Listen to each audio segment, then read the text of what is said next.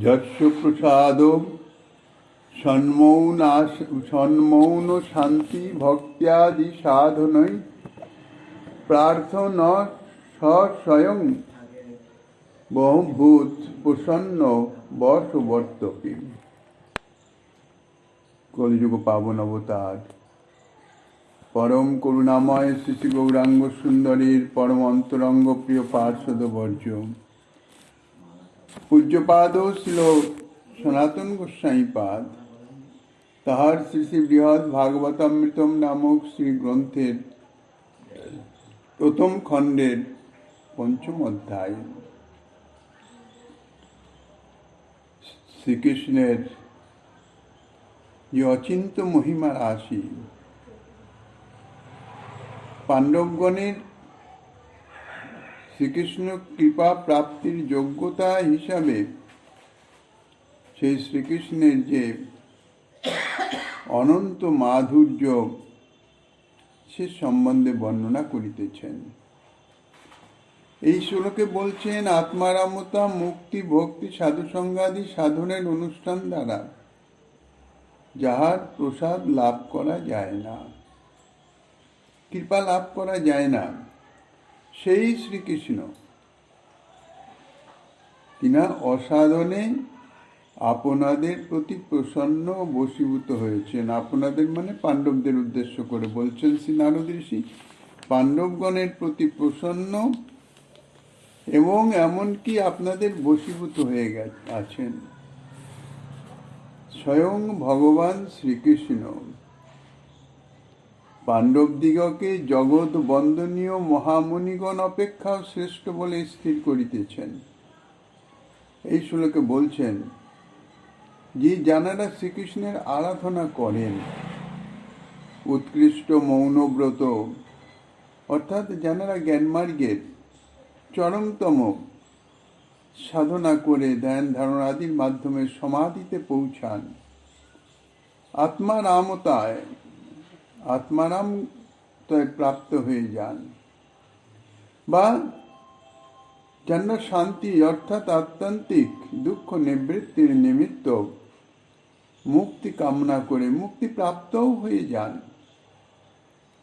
অথবা যারা যেসব সাধক নববিধা ভক্তি অঙ্গ যাজন করেন শ্রীকৃষ্ণ কৃপা প্রাপ্তির নিমিত্ত, শ্রীকৃষ্ণ সেবা প্রাপ্তির নিমিত্ত, এবং সেই ভক্তি অঙ্গ যাজনের অঙ্গস্বরূপ শ্রীমূর্তি দর্শন, এমনকি সাধু সঙ্গাদি সাধন, শ্রীকৃষ্ণ সেবা বা শ্রীকৃষ্ণ ভজনের একটি মুখ্য অঙ্গই হইতেছেন সাধু সেবা, সাধু সঙ্গ। তো বলছেন এই সমস্ত সাধন যাহারা করেন, সেই সমস্ত সাধন দ্বারা যে দেবকীনন্দনের অনুগ্রহ বিশেষ প্রার্থনা করা যায় মাত্র, দেবকীনন্দন শ্রীকৃষ্ণের কৃপা প্রার্থনার্থে অর্থাৎ প্রাপ্তির নিমিত্ত তাঁরা এইসব সাধনা করেন, কিন্তু নির্দিষ্ট নাই যে এইসব সাধনের মাধ্যমে অবশ্যই শ্রীকৃষ্ণের কৃপা প্রাপ্ত হওয়া যাবে, কোনো নির্দিষ্ট নাই। তাই বলছেন অনুগ্রহ বিশেষ প্রার্থনা মাত্র করা যায়, কিন্তু লাভ করা যায় না। সেই ভগবান শ্রীকৃষ্ণ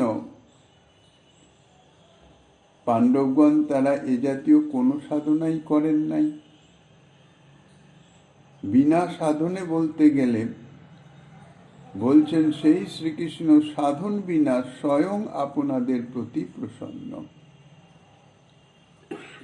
এই যে প্রসন্নতাই কৃপা বিতরণের মূল কারণ, মূল হেতু। কিন্তু আপনাদের প্রতি যে শুধুমাত্র প্রসন্নতা নন, এমনকি আপনাদের বশবর্তী হয়ে আপনাদের আজ্ঞা পালনাদি কার্যও করিতেছেন। কোনো সময় শ্রী যুধিষ্ঠির মহারাজ বলেছিলেন, সপ্তম স্কন্ধে শ্রী নারদনৈব শ্রী যুধিষ্ঠির প্রতি যুয়ং নীলোকেই বত ভূরি ভাগা লোকান পুনানা মনয়ে অভিসন্তি যেষাং গৃহাণা বসতীতি সাক্ষাৎ গুরুং পরং ব্রহ্ম মনুষ্যলিঙ্গম স বা অয়ং ব্রহ্ম মহোদ্বিমিজ্ঞ কৈবল্য নির্বাণ সুখানুভূতি প্রিয় সুহৃদ্ব খলু মাতুলেয় আত্মারোহণীয় বিধিকৃত গুরুস্য। অর্থাৎ যুধিষ্ঠির বলেছিলেন, অহো শ্রী প্রহ্লাদের কি ভাগ্য, তিনি মহাধন্য, তিনি তাদৃশ ভগবত অনুগ্রহের পাত্র, আমরা কিন্তু সর্বদা অধন্য। প্রহ্লাদ মহারাজ বলছেন, আমাদের প্রতি শ্রীকৃষ্ণের কৃপা নাই, বাস্তবত কৃপা নাই নয়, কৃপা পাওয়ার যোগ্যই আমরা নই। প্রহ্লাদ মহারাজ তিনি যোগ্য, তাই তিনি মহাধন্য। এই প্রকার অধন্য ভেবে বিষণ্ণ হয়েছিলেন শ্রী যুধিষ্ঠির মহারাজ। তাহাদিগকে লক্ষ্য করে শ্রী নারদ ঋষি শ্রী যুধিষ্ঠির মহারাজকে এই কথাগুলি বলেছিলেন যে, হে রাজেন্দ্র, প্রহ্লাদ ভাগ্যবান, আমরা মন্দভাগ্য, এ কথা আপনার বলা উচিত নয়। বলা তো দূরে থাকি, কথা আপনার ভাবাও উচিত নয়। এই কথা ভেবে আপনি কখনো বিষাদাপন্ন হবেন না, বিষণ্ণ হবেন না। কেননা এই মনুষ্য লোকে বাস্তবিক আপনাদের মতন অতিশয় ভাগ্যবান আর কেউ নাই। কারণ হচ্ছে এই লোকপাবন মুনিগণ, তানারা নিরন্তর আপনাদিগের গৃহে গতিবিধি করে থাকেন, অর্থাৎ যাতায়াত করে থাকেন। সাধারণ মুনি নন, লোকপাবন মুনিগণ, যে সমস্ত মুনিগণের দর্শনেই জীব উদ্ধার হয়ে যায়। জীব উদ্ধারকারী ক্ষমতা সম্পন্ন যে সমস্ত মুনিগণ, তাদৃশ তপস্যা শক্তি সম্বলিত সেই সমস্ত মুনি ঋষিগণ, তারা নিরন্তর আপনাদের গৃহে যাতায়াত করছেন। এবং শুধু তাই নয়, আপনাদের গৃহে অর্থাৎ আলয়ে সাক্ষাৎ পরব্রহ্ম নরাকারে গুরুরূপে অবস্থান করিতেছেন, অর্থাৎ শ্রীকৃষ্ণ স্বরূপে অবস্থান করছেন। আর এই যে মুনিগণ নিরন্তর আপনাদের গৃহে যাতায়াত করেন, তাহা কি উদ্দেশ্যে? এই শ্রীকৃষ্ণের দর্শন লালসায়। সেই শ্রীকৃষ্ণ পরব্রহ্ম বলে মহৎ ব্যক্তিগণেরও অন্বেষণীয়।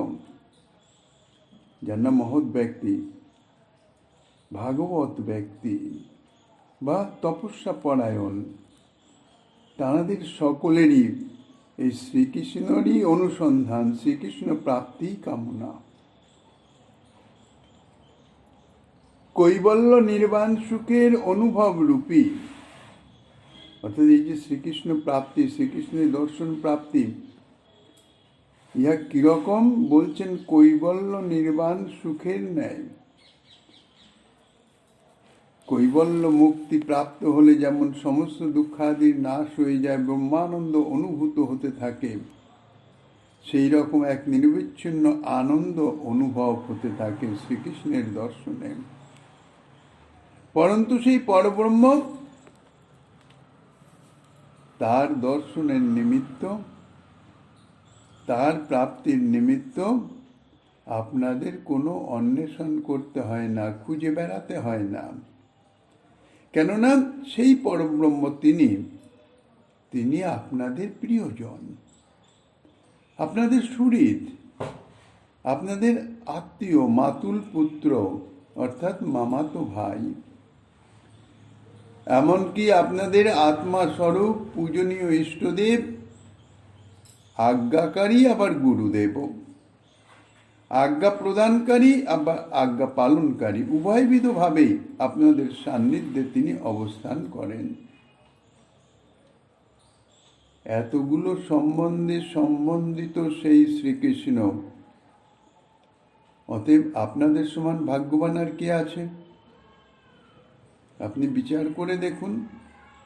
আপনি যে নিজেদের অধন্য মনে করছেন, আমরা অধন্য, কিন্তু আমি তো দেখছি বিচার করে যে আপনাদের মতন ভাগ্যবান জগতে আর কেউই নাই। শ্রীকৃষ্ণের সঙ্গে কেউ হয়তো একটা সম্বন্ধ স্থাপন করতে পারে, তাও কোনো নির্দিষ্ট নয়। সম্বন্ধ স্থাপনের চেষ্টা করে। সম্বন্ধ যথার্থ স্থাপিত হয় কি না হয় সে বিষয়ে সন্দেহ আছে, কারণ সম্বন্ধ তো একতরফা হয় না, কখনো পারস্পরিক।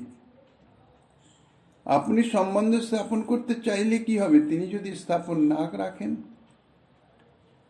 কাজে সেই শ্রীকৃষ্ণের সঙ্গে সম্বন্ধ স্থাপন করা বা তার তদনুযায়ী অবস্থান করা অত্যন্ত দুর্লভ।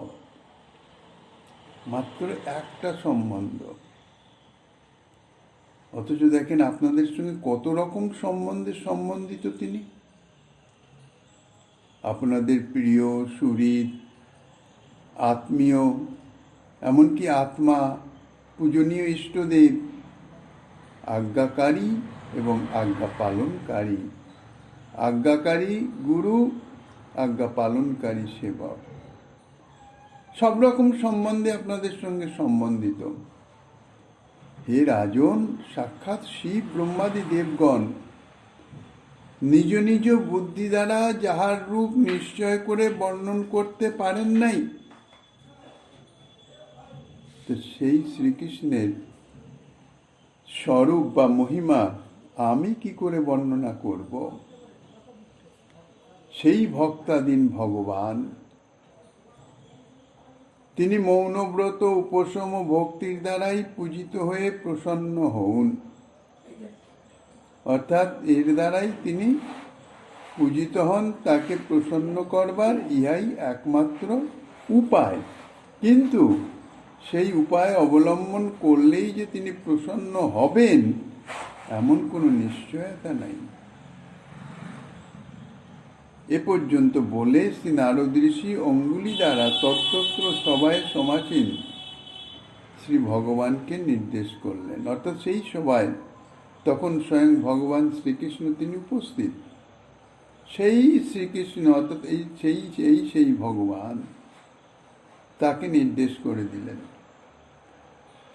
অর্থাৎ শ্রী নারদ ঋষি বলতে চাইছেন এই যে এই প্রকার পরম দুর্লভ পরম ব্রহ্ম আপনাদের প্রতি পরম অনুগ্রহ বিশেষ বিস্তার করে এখন সর্বলোকলোচনের দৃশ্যরূপে, যাহাতে সকল লোক তাঁকে দেখতে পারে, দর্শন করতে পারে। তিনি তো স্বয়ং ভগবান, বাক্য মনের অগোচর তিনি, চক্ষুরাদি ইন্দ্রিয়ের দর্শন তো প্রশ্নই নাই।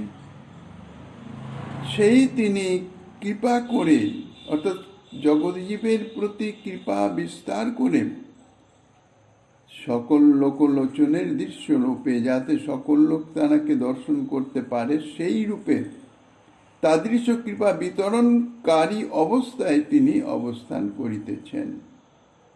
কোথায় অবস্থান করছেন না? আপনাদের সান্নিধ্যে। সুতরাং আপনাদের যে ভূরি ভাগ্যত্বের বিষয় আর কি বর্ণনা করব। এখন যদি বলেন আমাদের গৃহে জগৎ পাবন মুনিগণ নিয়ত গতিবিধি করেন, অর্থাৎ যাতায়াত করেন, তার কারণ কি? বলছেন আপনাদের আলয়ে, অর্থাৎ আপনাদের গৃহে, আপনাদের রাজ্যসভায়, রাজ্যে মনুষ্য চিহ্নে গূঢ়ভাবে পরব্রহ্ম প্রত্যক্ষ রূপে অবস্থিত। অর্থাৎ মনুষ্য রূপ ধারণ করে সাধারণ মানুষের মতন, অথচ অত্যন্ত গুপ্তভাবে কি কেউই তাহাকে জানতে পারে না, চিনতে পারে না। সেই পরম তত্ত্ব পরব্রহ্ম, যিনি দেহ ইন্দ্রিয়াদির সম্পূর্ণ অগোচর, কিন্তু তিনি প্রত্যক্ষ রূপে অবস্থান করিতেছেন। এবং তানার দর্শনের নিমিত্তই সেই সমস্ত জগৎ পাবন মুনিগণ তানারা আপনাদের রাজ্যে, আপনাদের প্রাসাদে যাতায়াত করেন। গুরত্বের কথা বলে এখানে পরম দুর্লভত্বের কথা বলিতেছেন। বলছেন ব্রহ্মাদি দেবগণ এবং মাদৃশ, অর্থাৎ নারদ ঋষি নিজেকেও বলছেন মাদৃশ, সনকাদি মহামুনিগণ অর্থাৎ নৈষ্ঠিক ব্রহ্মচারী, সেই মহামুনিগণ, ব্রহ্মাদি দেবগণ এবং মাদৃশ মহামুনিগণ যার রূপ নিশ্চিত রূপে বর্ণনা করতে পারেন নাই, যে তানার সেই পরব্রহ্মের স্বরূপটি কিরকম। এই রকমই পরব্রহ্মের যথার্থ স্বরূপ এ জাতীয় কোনো নিশ্চিত বর্ণনা দিতে সমর্থ হয় নাই। অথবা ব্রহ্মাদি দেবগণ যাকে বেদে অন্বেষণ করিতেছেন, খুঁজে বেড়াচ্ছেন, যার স্বরূপ প্রকৃতি ইত্যাদি, কিন্তু সাক্ষাৎ লাভ করতে পারেন নাই।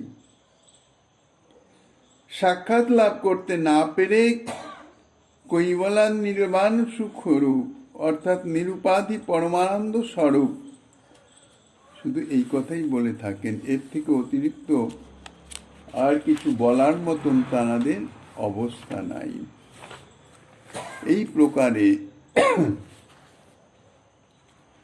গুরুত্বাদি হেতু অর্থাৎ পরম নিগুরত্বের জন্যে, সেই পরম অনির্বচনীয় হলেও সেই শ্রীকৃষ্ণ স্বরূপ, সেই পরব্রহ্ম, তিনি আপনাদের প্রিয় সুহৃদ, গুরু, আজ্ঞাকারী, সেবক ইত্যাদি ইত্যাদি এত সম্বন্ধে সম্বন্ধিত।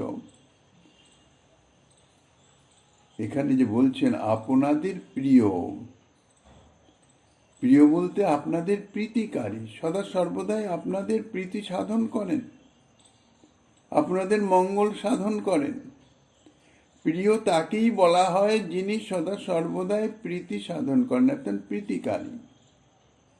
সুহৃদ, সুহৃদ কাকে বলা হয়? যিনি হিতকারী তো ঠিকই, যিনি সদা সর্বদা মঙ্গল করেন, কিন্তু নিরুপাধি। সেই মঙ্গল করার অন্তরালে বা পশ্চাতে কোনো রকমের কোনো বাসনার লেশাভাস নাই। অর্থাৎ কিছু প্রাপ্তির বিনিময়ে, কিছু প্রাপ্তির জন্যে, তাহা সেই বাহ্যিক পদার্থ হোক বা লাভ, পূজা প্রতিষ্ঠা বা প্রশংসা বাক্যই হোক না কেন, এ সমস্ত কোনো কিছুর কোনো প্রত্যাশা নাই, নিরুপাধি, কোনো রকম উপাধি নাই। সেই নিরুপাধি হিতকারীকে বলা হয় সুহৃদ। আর আত্মা, আত্মা তো জগৎজীবের সকলেরই পরম প্রীতির বিষয়, একমাত্র আপনার জন বলে অনুভূত হয়।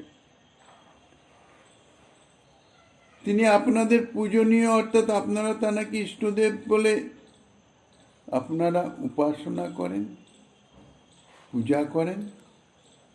বিধিকৃত অর্থাৎ বিধিদায়ক, আপনাদের পরামর্শ প্রদান করেন, আবার আপনাদের আজ্ঞানুবর্তী। এখন যদি প্রশ্ন হয় যে ঈদৃশ পরব্রহ্ম হয়েও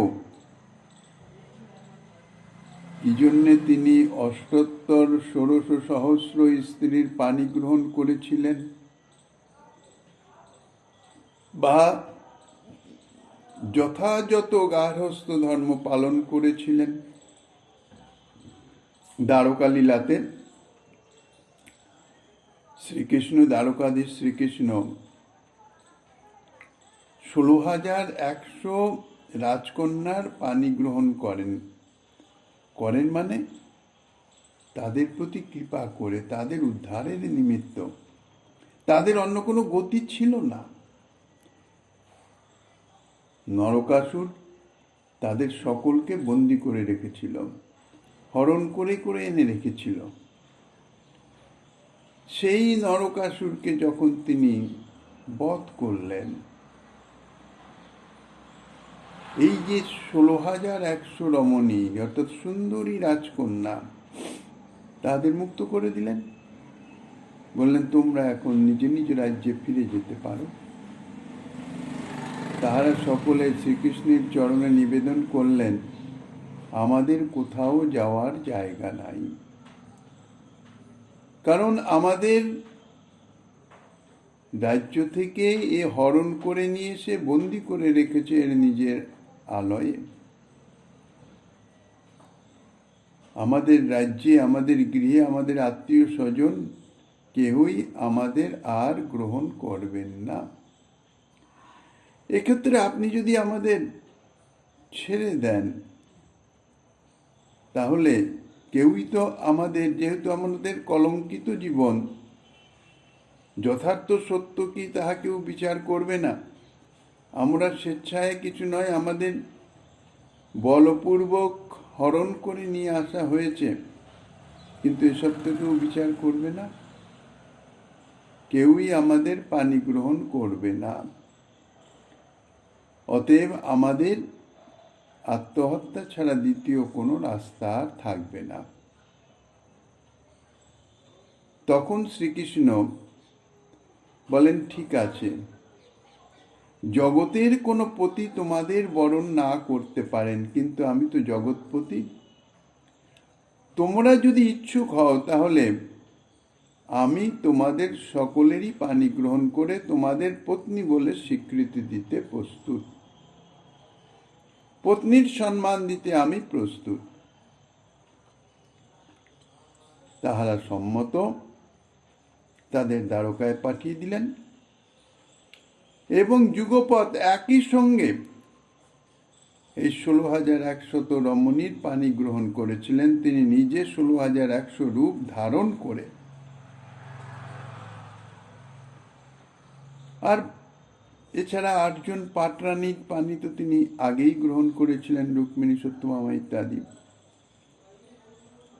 তো তাই বলছেন যে তিনি কি জন্যে এই 16 সহস্র স্ত্রীর পানি গ্রহণ করেছিলেন বা ধর্মাদি আচরণ করলেন, অর্থাৎ একদম ধর্ম অনুযায়ী সমস্ত কিছু করেছেন। প্রত্যেকের সঙ্গে গার্হস্থ ধর্ম তিনি পালন করেছেন, কারো কেউ উপেক্ষা করেন নাই।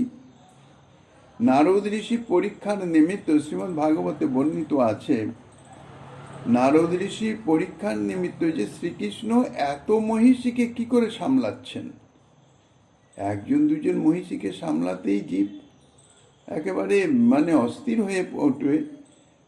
এত মহিষীর সঙ্গে তাদের মন রক্ষা করে তাদের সঙ্গে কি রকমের ঘর সংসার করছেন তা দেখতে হবে, অলক্ষ্যে, অর্থাৎ না জানি। দ্বারকাপুরীতে এলেন, রুক্মিণী ভবনে যখন দর্শন দিলেন, সেখানে রুক্মিণী দেবীর সঙ্গে শ্রীকৃষ্ণ অধিষ্ঠিত। তাড়াতাড়ি নারদ ঋষিকে আদর আপ্যায়ন, আসনে বসিয়ে পাদ্য অর্ঘ্য ইত্যাদি যথারীতি আদর আপ্যায়ন করলেন।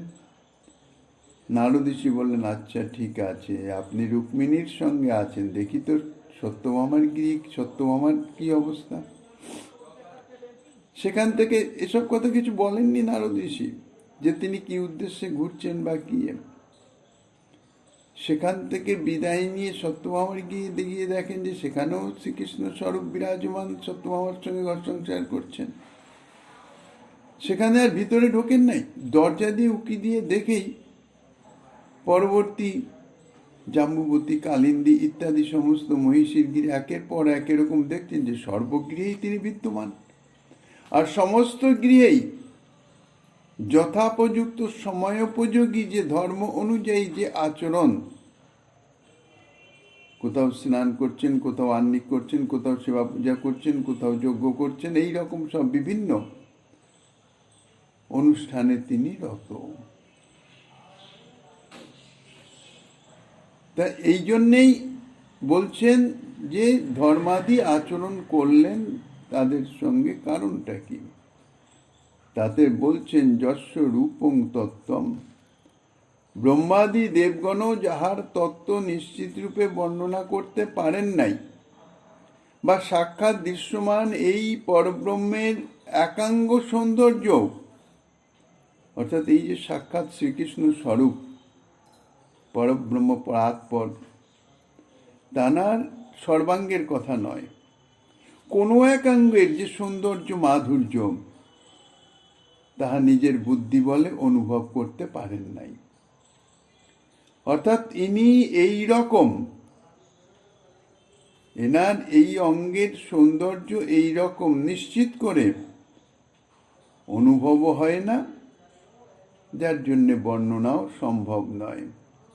শুধুমাত্র একটু আভাসের মতন ইনি এই রূপ বলে দিগদর্শন নেয়, কিঞ্চিত মাত্র বর্ণনা করার সামর্থ্য হয়। সাক্ষাৎ বর্ণনা করতে সক্ষম হননি। সুতরাং তাহার যে মহান লীলা বৈভব সেই শ্রীকৃষ্ণের, যাহা অনির্বচনীয়, যাহা মন বুদ্ধিরই অগোচর, তাহা ভাষায় কি করে প্রকাশিত হবে? এই জন্য বলছেন অনির্বচনীয়, বচনের মাধ্যমে তাহা কখনো প্রকাশ করা সম্ভব নয়। কাজেই যাহা অনির্বচনীয় তাহা কিরূপে অনুভব বা বর্ণনা করবেন? এখানে যদিও ব্রহ্মা এবং রুদ্রের নামই উল্লেখ করেছেন, ব্রহ্মা রুদ্র আদি, কিন্তু শুধু ব্রহ্মা রুদ্র নন, আমরাও, অর্থাৎ আমি ও সনকাদি যে মুনিগণ যারা নৈষ্ঠিক ব্রহ্মচারী ব্রতে স্থিত, বলতে গেলে ভগবত সাক্ষাৎকার প্রাপ্ত সব। নারদ ঋষি তো অবাধ গতি, পরম বোমাধিপতি নারায়ণের তিনি একান্ত ভক্ত, যে কোনো মুহূর্তে যে কোনো সময়ে তিনি বৈকুণ্ঠে গমনাগমন করেন। সনকাদি চতুর্শন ভগবত অবতার স্বরূপ ব্রহ্মার মানসপুত্র অর্থাৎ নারদ আদি, তাহাদের জ্যেষ্ঠ ভ্রাতা, তানাদেরও তাই। তা সেই বলছেন যে আমরাও শুধু ব্রহ্মারুদ্র নন, আমরাও সেই তত্ত্ব নিশ্চিত রূপে বর্ণন বা তার লীলা চরিতানুভব করতে অক্ষম। পরন্তু এবম্বুধ মহামহিম পরব্রহ্ম, অর্থাৎ শ্রীকৃষ্ণের যে দুর্লভত্ব, মাহাত্ম্য, মহিমত্ব, সে সম্বন্ধে বর্ণনা করে এতাদৃশ দুর্লভ যে সেই পরব্রহ্ম স্বয়ং ভগবান, তিনি আপনাদের প্রতি স্বয়ংই প্রসন্ন, তিনি নিজেই আপনাদের প্রতি প্রসন্ন। বলছেন যদিও আমরা মৌনব্রত বা আত্মানামত ইত্যাদি সাধনের দ্বারা তাহার কৃপা প্রসাদ লাভ করার জন্য প্রার্থনা করি, চেষ্টা করি, এইটুকুই করতে পারি। নিরন্তর সাধনার দ্বারা প্রার্থনা করে আসছি, কিন্তু তাহা লাভ করিতে পারি নাই। অর্থাৎ শ্রী প্রহ্লাদের গৃহে এই পরব্রহ্ম সাক্ষাৎ বাস করেন নাই। প্রহ্লাদের গৃহে তিনি তো ক্ষণকালের জন্য নরসিংহ রূপ ধরে আবির্ভূত হয়েছিলেন। তারপরে পরবর্তীকালে বলি মহারাজকে বামন অবতার রূপে তানাকে সুতল লোকে প্রেরণ করার পরে কৃপা করে সেই সুতল লোকে বলির দ্বারে দাঁড়ি হয়েছিলেন। তাও যে সদা সর্বদা দর্শন প্রাপ্ত হবেন তা নয়, শুধু বলি মহারাজকে বর দিয়েছিলেন, বলি মহারাজের আকাঙ্ক্ষা অনুযায়ী, যে যখনই উনি বাইরে বেরোবেন বা বাইরে থেকে ভিতরে প্রবেশ করবেন তখন যেন এনার দর্শন পান। তা শুধু সেইটুকু দর্শনই পেতেন তানার প্রতি কৃপা করে। অর্থাৎ শ্রী প্রহ্লাদের গৃহে এই পরব্রহ্ম সাক্ষাৎভাবে অবস্থান করেন নাই, বা তাহার দর্শনের নিমিত্ত আপনার এখানে যেমন মুনিগণের সদা যাতায়াত, সেই রকম মুনিগণও সে স্থানে কখনো যাতায়াত করতেন না। অথবা পরব্রহ্ম তাহার মাতুলীয় আদি সম্বন্ধেও অবস্থিত ছিলেন না। অর্থাৎ মহারাজ যুধিষ্ঠির বলছেন তো যে প্রহ্লাদ মহারাজ অতি ধন্যাতি ধন্য, আমরা অধন্য। সেই কথার পরিপ্রেক্ষিতে শ্রী নারদ ঋষি যুধিষ্ঠির মহারাজকে এই কথা বলছেন যে পরব্রহ্ম তাহাদের মাতুলেয় আদি, অর্থাৎ আপনাদের যেমন জাগতিক সম্বন্ধে সম্বন্ধিত মামাতো ভাই, প্রহ্লাদ মহারাজের সঙ্গে সে জাতীয় কোনো সম্বন্ধের আভাসও ছিল না। অতএব আপনারা প্রহ্লাদ অপেক্ষাও যে মহাভাগ্যবান এ বিষয়ে বলাই বাহুল্য। শিব ব্রহ্মাদি দেবগণ এবং আমাদের ন্যায় সনকাদি মহামুনিগণ এবং অন্যান্য যে ভগবত ভক্তবৃন্দ তাহাদের অপেক্ষাও আপনারা ভূরি ভাগ্যবন্ত। সে পাণ্ডবগণের যে শ্রীকৃষ্ণ বশীকরণ ভক্তি, শ্রী ভগবান তো ভক্তিবশ, ভক্তিতেই বশীভূত হন তিনি। তা পাণ্ডবগণের যে এতাদৃশ সম্বন্ধযুক্ত হয়ে তিনি যে পাণ্ডবদের কৃপা প্রদান করিতেছেন বা পাণ্ডবদের বলতে গেলে অধীন হয়ে আছেন, তাহলে তার মূল কারণ নিশ্চয়ই ভক্তি, শ্রীকৃষ্ণ বশীকরণই ভক্তি। তা শ্রীকৃষ্ণ বশীকরণই ভক্তি হচ্ছে পাণ্ডবদের, তাই জুয়ং নীলকে ইত্যাদি শ্লোক উদ্ধৃত হয়েছে। এই শ্লোকে বিষণ্ণ রাজা শ্রী যুধিষ্ঠিরকে শ্রী নারদ বলছেন যে আপনারা শ্রী প্রহ্লাদ হতেও, এমনকি শ্রী প্রহ্লাদের গুরু, প্রহ্লাদের শ্রী গুরুদেব তো নারদ ঋষি, তাই বলছেন শ্রী প্রহ্লাদের গুরু আমা হতেও এবং অন্যান্য যে ভক্তবৃন্দ, এমনকি শ্রী সনকাদি চতুষ্ষণ মহামুনিগণ বা ব্রহ্মরুদ্রাদি দেবগণ, ব্রহ্মা শিব ইত্যাদি, তাদের থেকেও আপনারা মহা সৌভাগ্যবান। কারণ স্বদর্শনাদি দ্বারা ত্রিভুবন পবিত্রকারী মুনিগণ নিজে নিজে কৃতার্থ হবার জন্যে মানুষে আপনাদের গৃহে আগমন করেন। যে সমস্ত মুনিগণ নিজেদের দর্শনে, অর্থাৎ সেই সমস্ত মুনিগণের দর্শনে জগৎ পবিত্র হয়ে যায়, তাদৃশ ত্রিভুবন পবিত্রকারী সেই মুনিগণ সাক্ষাতে তো আসেনি, আবার মানসেও আপনাদের গিয়ে আগমন করেন।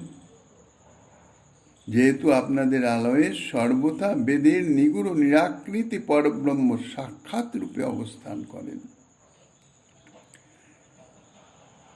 এর দ্বারা এই সমস্ত মহামুনিগণ থেকেও পাণ্ডবগণের মহত্ব সিদ্ধ হচ্ছে। কেননা সেই মহামুনিগণ নিজেদের কৃতার্থ করবার জন্য এই পাণ্ডবগণের গৃহেই আসছেন, তাহলে তাদের থেকে পাণ্ডবগণ নিশ্চয়ই শ্রেষ্ঠ। ১৬,০০০ মহিষী শ্রীকৃষ্ণের স্বরূপ শক্তি বলে বিচিত্র লীলা বিনোদ সম্পাদনের জন্য শক্তিমান শ্রীকৃষ্ণ যেমন দেব মনুষ্যাদি নানা রূপে আবির্ভূত হয়ে থাকেন, তাহার স্বরূপ শক্তিও তদনুরূপ রূপে অবতীর্ণ হয়ে থাকেন। বাস্তবিক কথা হচ্ছে এই, শ্রীকৃষ্ণের সঙ্গে লীলা একমাত্র তাঁর নিত্য পার্শ্বদ ছাড়া আর কেউ করতে পারে না। তাহলে এই যে ১৬,০০০ মহিষী, বিভিন্ন রাজ্যের বিভিন্ন রাজকন্যা, এটা বাহ্যিক পরিচয়, তত্ত্বত এরা সব শ্রীকৃষ্ণের স্বরূপ শক্তির গণ।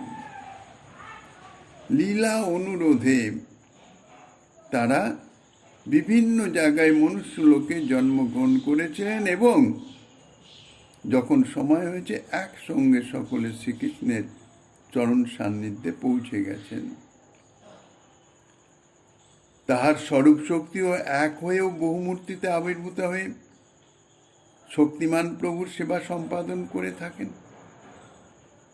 এই প্রকারে শ্রীকৃষ্ণ স্বীয় অন্তরঙ্গ শক্তি প্রভাবে পূর্ণস্বরূপ পরিগ্রহ এবং বৈকুণ্ঠ, দ্বারকা, মথুরা, গোকুল ইত্যাদি স্থানে স্বরূপ বৈভবের সঙ্গে নিত্য লীলা করে থাকেন। অতএব এই যে বহু বিবাহ আদি ইত্যাদির মাধ্যমে যে ধর্মাচরণ, অর্থাৎ জাগতিক জীবের মতন, তা থেকে তার অদ্বৈতের বা পুণ্যত্বের কোনো রকম হানি হয় না। তাহার যে পরম ব্রহ্মত্ব, তাহা যথার্থই বজায় থাকে। এইভাবে শ্রী নারদ ঋষি পাণ্ডবদের সম্বন্ধে মহিমা প্রসঙ্গে আরও যাহা কিছু বলবেন, শ্রীমন মহাপ্রভু গিরিধারী লালের কৃপা হলেন আগামী দিন আস্বাদনের বাসনা রেখে অধ্যকার ভাগবতী কথার এখানেই বিশ্রাম।